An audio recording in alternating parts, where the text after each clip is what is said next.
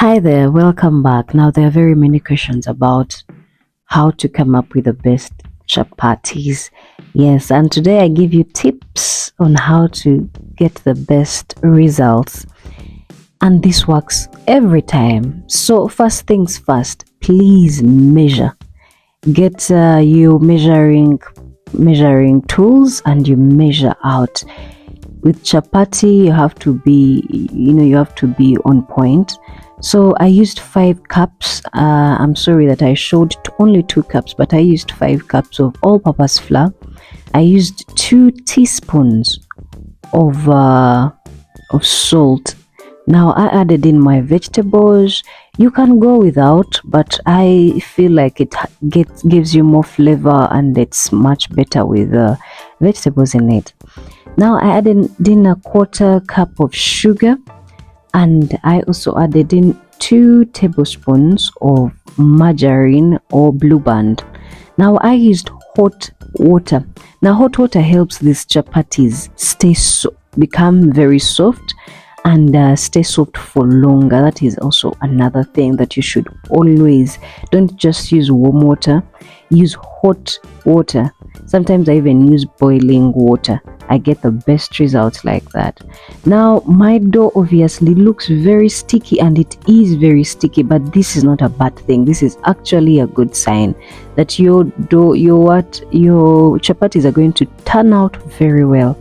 So what you do is when it is very sticky, just add in cooking oil. Now I added in 3 tablespoons of cooking oil. Do you see how elastic my chapati is right there?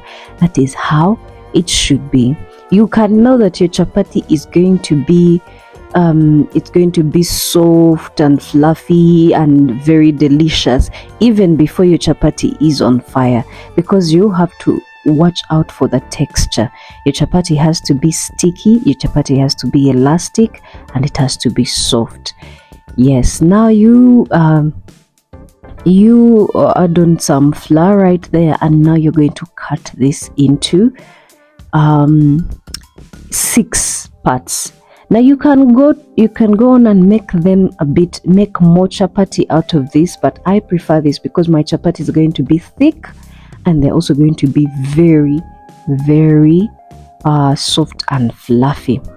And yes, you can make out your chapatis, but make sure that your chapatis are not too thin, because when you're too thin they will be a bit crispy and not very soft. So as much as you're cutting out, don't overdo it, because you also want them to be thick and you want them to be to be delicious. Now you roll them out. Now yes, you want to roll out your chapatis very nicely to make the best shapes. You need to spray a bit of more dough on as you roll them out. Okay, now this is also another very important part. When you are cooking your chapati, please try to make sure that you're cooking on medium heat. Very low heat is going to make your chapatis, you're going to cook them for long, so it's going to make your chapatis hard on the outside. Okay, yes, so you cook on medium heat, and also don't cook on high heat, because you know what happens when we cook on high heat. Yes, it will become it will get burnt. So as you can see, you can use something to push down to remove the gases. You know how it raises up, so you can just like do something about that. So I had my paper my all-purpose flour package there. That's the one I used. Now you can use anything. Now our chapati is done. Now you follow this step to make all your chapatis. But if you get the dough right, you are 95% going to get the chapatis right.